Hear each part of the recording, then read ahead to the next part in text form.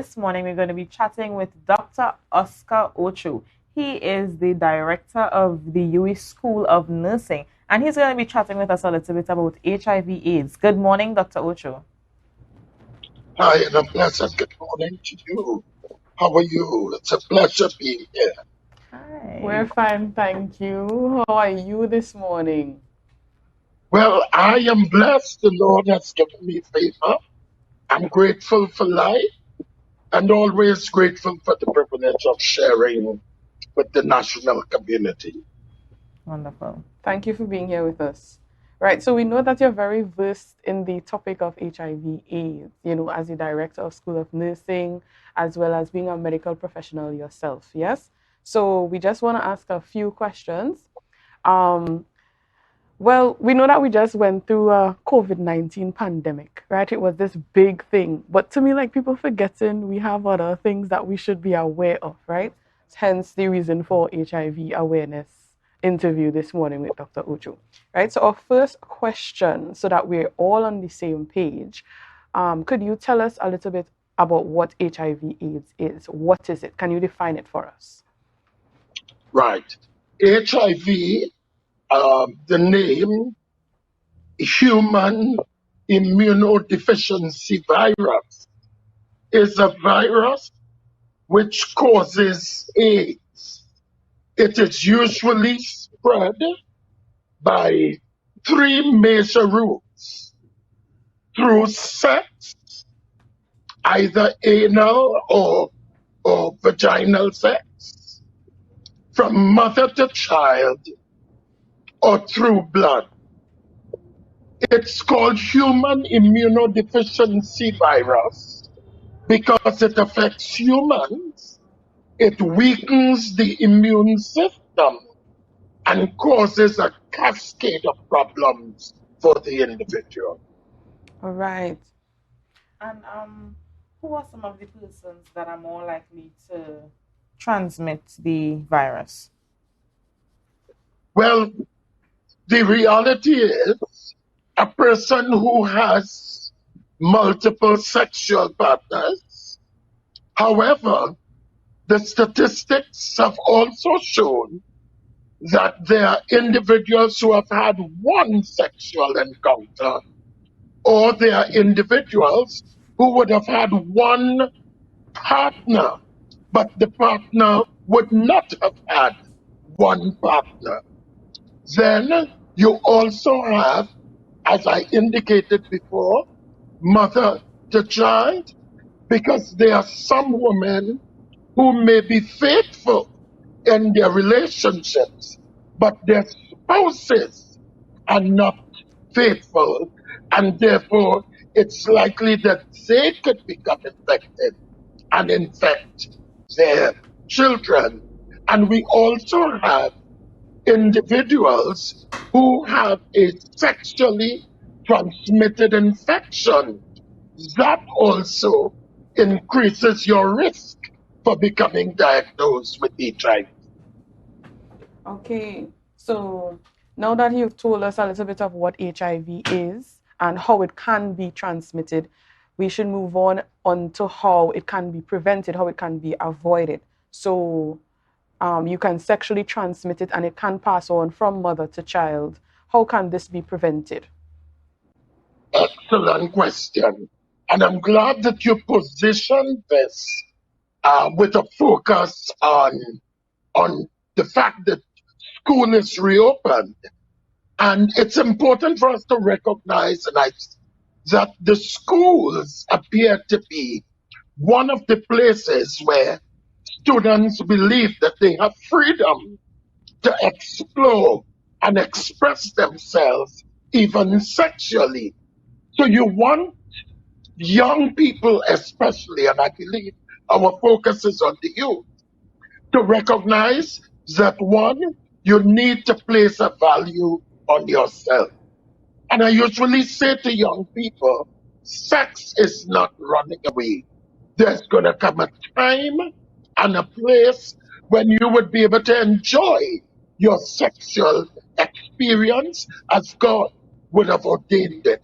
So, one, place value on yourselves.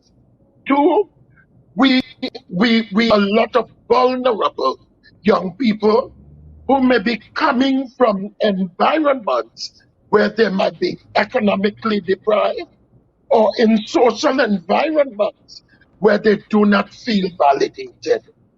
And we want to encourage these young people to reach out to counselors, to reach out to individuals whom they could trust, where they could share their feelings, and one, where they could be validated in the correct way.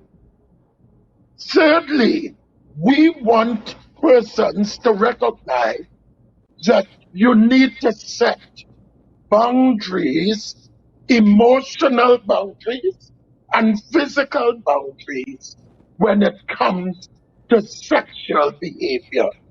So you need to recognize when people are making unwanted advances towards you. You have to learn to say no. But you also need to recognize what are the available support systems so that you can be able to make a report to get help. But there are some people who really feel as though they are uncontrolled because let's face it, some of our young people are sexually abused in the home through incest by a father, a brother, an uncle, or cousin. And therefore, they find themselves being helpless to deal with their sexual urges. Uh, and while condoms are not 100% safe, they still offer some sense of protection to individuals who are active. Okay, Dr. Ocho. And in terms of these children we're speaking about who are probably abused at their homes and that kind of thing, or these children, you said that a lot of students at the school level, they're involved in sexual activity and that kind of thing. What do we do to remedy this issue? You said that there are resources that they can reach out to guidance counselors and that kind of thing. But how do we move from the student having to reach out to the guidance counselor to the guidance counselor being able to reach out to the child? Because I mean, even within the school system, some of these children we aren't able to easily identify them. They may be coming to school looking quite normal, so the teacher doesn't pinpoint the student and say, well, okay, I think you need to have some time with the guidance counselor. Some of these children look quite fine all the time. So how do we go from pinpointing these students so that they can be able to, have conversations and that kind of thing to remedy this problem? Right. This is such an excellent question that you have raised. And one of the things that adults, and I'm using adults in general, parents, teachers, guidance counselors, is that you need to use your observation skills. Check and see if the emotional temperature of the child has changed. Has a child who was normally outgoing suddenly become a loner and a recluse? And if you notice a change in behavior, that may be an indication that something is going on in that child's emotional or physical space, but they are not comfortable enough to come forward. So you now have to be able to make that first move. Look at whether the child is coming with gifts or new things that you know that that child cannot afford, because very often the perpetrator would be offering gifts so that the individual will stay quiet, or we talk like hush money or hush gifts. But it's also important, as I listened to your introduction before we came on, the gender unit in the THA is also an important unit where we must be able to let people know that resources are available. However, the big challenge is even when the resources are accessed, we got to ensure that there is a safe environment where confidentiality is maintained. And in an environment that is as small as Tobago, where everybody knows everybody, we got to ensure that confidentiality and trust environments rather that facilitate confidentiality and trust are developed and facilitated. But I also want to say that we need to encourage young people to find at least one person they could trust, whom they know they have confidence in, and let that person be their conduit to reach out for other help. Okay, and I think we're moving in a little bit to grooming, right? But staying Yes, with HIV/AIDS, I think at the school level, even persons who aren't in school, teenagers, at some point in time, sex is bound to happen, right? Let's say even probably one of the school kids, right? They end up in a situation and God forbid they contract the virus. What measures can they take at that point in terms of their mental health, their psychological well-being? What steps can they take at that point in time? Because I can imagine a young person, probably second form, third form, even in fifth form, you have exams to sit very soon, and unfortunately you contract the virus. It could lead to things like yeah. suicide and that kind of thing. What steps can that young person take at that point in time? Well, the first thing is that the person has to reach out for testing. Yeah. So look, the person has to first be conscious of some signs and symptoms. Are they are they getting something like fevers, unexplained fevers? Um, are they experiencing loss of weight? Are they having what we call swollen lymph nodes under the arm, at the side of the neck, in the groin? Are they? Do they have any vaginal or penile discharge? So understanding some of the signs that you will look for to indicate that there is an infection, reach out for testing, and through the testing there'll be counseling, pre-testing, but there'll also be counseling post-testing. And a unit like the gender unit will be able to provide them with the necessary referrals and support in the health system. The challenge though is if the person is underage, that becomes a legal issue because you're dealing now with the Children's Authority Act.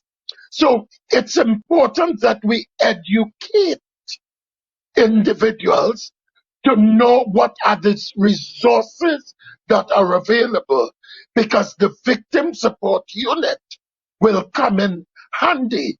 The challenge is, what if it is two students who are under the age of 18 and one exposed the person to infection? Again, the Children's Authority Act and through the gender and victim support units in the THV, students will be able to get the necessary help and the psychological support that they will need. Hey, Dr. Ocho. So we're going to take a very short break and we're going to come back to continue the conversation. Viewers, remember to share the live. Put a smile on your face when you're moving from place to place. Good morning. And we are back. For those of you just joining us, we are here with Dr. Oscar Ocho, Director of the School of Nursing for UWI St. Augustine, Trinidad. He is giving us information on HIV, AIDS, and its awareness, right? Yes, so we'll continue, Dr. Ocho. My question to you is, Someone who is a minor, as we're talking about the youths and those going back to school, how do they go about the testing process? Because they might be afraid to go in and, ask for an HIV test to be done, etc., etc. Are they allowed to go by themselves? Do they have to ask an adult? What do you think they should do? Like, what's their format of questioning in terms of going to get testing? Right. And let me answer this by providing a particular context. The Ministry of Health's HIV testing policy, when this was developed years ago, allowed a child from the age 14 to have an HIV test. However, because the Children's Authority Act identifies an adult as 18, it means therefore that any child, and by definition, a person below the age of 18, will need to now have adult or parental consent. What this simply means then, that for an individual who goes for HIV test would be an indication that they are sexually active. The onus then is on the health professional, not only to get counseling for such a child, but that person must be referred to the legal system, because the Children's Authority Act clearly states that if someone is sexually active below the age of 18, that individual cannot give consent and it becomes a legal matter. In fact, the Act clearly indicates that if you know someone to be sexually active or is being abused and you do nothing about it, you as well could be charged. So it's important, while they could access the services, this takes on beyond the health system, it takes on a legal parameter as well. And for persons who are not minors, how often should they be tested? Again, it all depends on the person's sexual lifestyle. In fact, understanding HIV, because it takes a period of time before an individual could what we call seroconvert. So when that person is exposed to an infection, it does not mean that the person will develop the antibodies right away. So it is recommended that if you believe that you have been exposed to HIV through sexual contact, if you do a baseline first, you do a baseline testing to determine whether you believe the exposure was the foundation. If you are tested positive, it means that you were positive before that encounter. If you are negative, then they may give you a 3 or a 6 month period where you will return. However, we do not want individuals every week or every month to be going to get themselves tested, because what that will mean is that you are either promiscuous or you are irresponsible in your sexual behaviors. Okay, and in terms of false negatives, from the wealth of experience that you have, how often would you say it occurs? Well, again, because I do not have the statistics, the epi data, it will be very difficult for me to say. But again, because It depends on the laboratory that you're using. As long as it's a recognized and accredited laboratory, the likelihood of coming up with a false negative is minimal, although it is still possible. But because of the increase in the specificity and the sensitivity of the test, the risk of having a false negative is significantly decreased. Okay, and some time ago when I was listening to a little seminar they had on HIV/AIDS, they were talking about the home testing. In this day and age, how effective would you say it is? How reliable would you say the at-home testing for HIV/AIDS is? Well, it is reliable because it has been well tested, it has been proven to be effective. But again, if a person believes that he or she should use the home test, in spite of the result, I would strongly recommend that the individual visits one of the established HIV testing sites, simply because you will not only get the test, but that you would be provided with a breadth of information as I am presenting, as well as the necessary counseling. Because you see, people may do that because they may not be conscious of the risk behaviors that are associated with HIV positive or positive test. All right. So you've mentioned home testing, right? Would you say that home testing is available in Trinidad and Tobago? Yes, home testing is available um, in Trinidad and Tobago, and it has been available uh, for a while. As to the volume of usage, I cannot speak to it again because I do not have the available data. Okay, and I can imagine how catastrophic this home testing can be because you could just imagine somebody finds out that, they have a positive test. I mean, it doesn't have to be true, as you said, they have to go to the necessary lab Yes. to confirm the Yes, information. But imagine, you yes, receive the test, you realize that your test is positive, and then you just go into a disarray, you're sad, you go into a state of depression, that kind of thing. oh Some people yeah, might even just decide, well, they want to go and give it to everybody else. But I mean, in a case like that, somebody who is aware that they have the virus and they go spreading it to other people, I'm not sure how much you can speak on that, but from a legal standpoint, what procedures can persons take? this again is such an important question that you raised. Because one of the big issues that you're dealing with is how do we criminalize sex?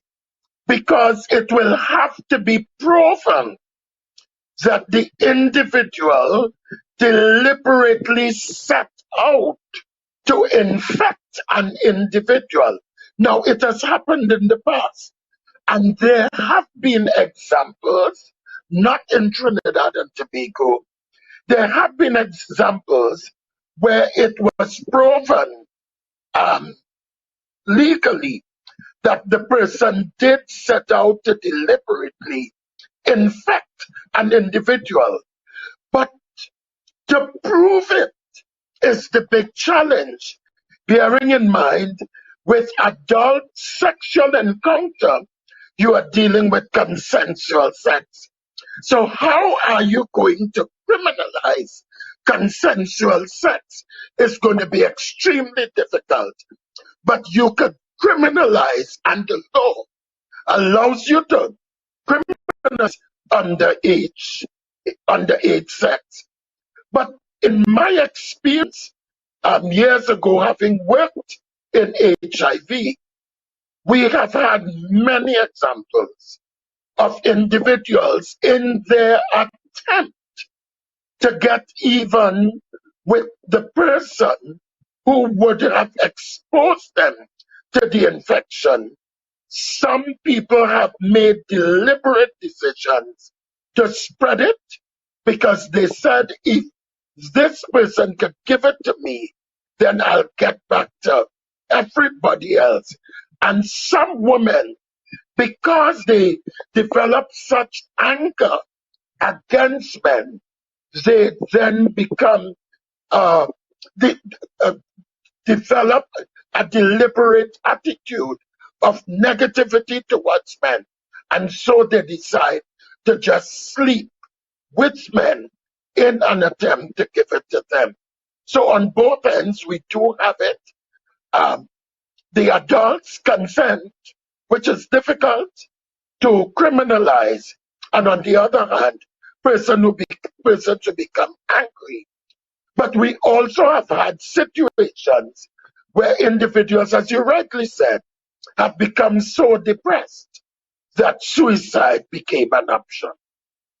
But I say to people, with the availability of treatment, which is free in the public health services, people are now able to live healthy, productive lives. And you will not even know that they are HIV positive. Okay, so we touched on the legalities, so we're moving on to after it's, if we could prove it, right? Let's say we do go to the police station, we make a report. We believe that the person that we've encountered would have had HIV known to the person. Could you touch on are you able to touch on the legal consequences of these actions? All right. Well, in the first instance, if, for example, we have a lot of persons who purchase sex, okay, so that there was an exchange. Now, if the individual who ended up selling the sex or purchasing the sex and knew the HIV status and did not take deliberate steps to ensure that they protected the individual, and it can be proven that the person was aware of their HIV status, then there is grounds, sufficient grounds, to prove that the person had ill intent. But what if the person never knew their status? But you would have gone to a hotel, a brothel. You may have even gone in your car, gone on the beach in Tobago, or gone in a house. And the person decided that there is bartering, but the person became HIV positive. The question is, how can you prove that the person you had the encounter with is the person with who was responsible for your HIV status, especially if this was not your first sexual encounter? So, reasonable doubt. To prove reasonable doubt, and I'm by no stretch of the imagination a lawyer, that is what makes it difficult to criminalize consensual sex among adults. Okay, and in terms of persons who they have the virus, but how do you refer to it? It's not detectable, right? Right. Okay. Yeah, In those types of situations, how do we go about reducing the stigma against those types of persons or persons with HIV/AIDS in general, and the persons who aren't detectable? How, in terms of their lifestyle and being able to still have sex with persons, persons may be a little bit skeptical in a situation like that. Talk a little bit about those types of situations. right, excellent. You have some really great questions this morning. So, a person who is on treatment, and this is why um, the global mandate is the 95, 95, 95, when 95% of persons who are HIV positive know their status. 95% are on treatment. Okay? So a person who is maintaining their treatment regimen, and we have come a long way in how the pharmaceutical industry have been able to develop the drug regimen to reduce a person's moving on from HIV to AIDS to death. And this is why they can now become undetectable. With the suppression of the HIV virus, then transmissibility is extremely low. And I can tell you, as a person who first worked in HIV as a clinical nurse in 1989, we have come a long way. In those days, discrimination was rampant. Many persons who died as a result of AIDS had a pauper's funeral because the families failed, one, to claim the body, and two, after 3 months, the persons got a pauper's funeral. We now have people who died with AIDS who are having a normal funeral with friends, families, and well-wishers. So what we need to help the general public to know, as long as a person is compliant with their medication and they remain undetectable and they follow up with their treatment, you could have the person at your home, you could share the same toilet, you could eat the same food. Your risk of becoming infected is almost zero. So that person could live a normal, healthy life. And do you know, chances are we might be relating to countless numbers of persons in the office, in the community, in our churches who are undetectable and we don't know. So let us treat each person with a level of respect and love. All right. So, as we wrap up, I must say that this morning has been very informative. I have one more question for you to leave with our viewing audience. Dr. Ocho, what advice from a medical professional standpoint can you give to a young person who is sexually active concerning protection? All right. Well, let me answer this question in 2 ways. A young person who is sexually active, especially if you are sexually active with someone over the age of 18, that person with whom you are sexually active is committing a crime.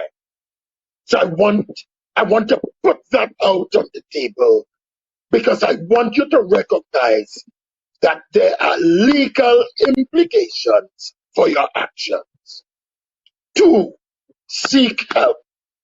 Seek help from the health services because chances are that young person may not want to be sexually active, but that person may have been orientated to sexual behaviors and after a while developed a likeness for the behavior. So seek help. Seek help from a health professional or a counselor. But I also want to remind the individual, because you're not only dealing with HIV, but you're dealing with the risk for other sexually transmitted infections as well as pregnancy. Protect yourself by using a condom. Thank you so much, Dr. Ocho. And as Natalya would have said, this morning's interview was very, very informative. Yes. I hope that a lot of the young persons were listening. And even if they weren't listening, the interview will be posted to our Facebook page later today. So you could be sure to just check back, make sure to share it, view it, and send it to all the young persons that you know. So thank you again for chatting with us this morning. Viewers, we're going to take a short break. When we come back, we're going to be chatting with Kiana Jones about the Jolly Drive. So remember to share the life, share the life, share the life. We'll be right back.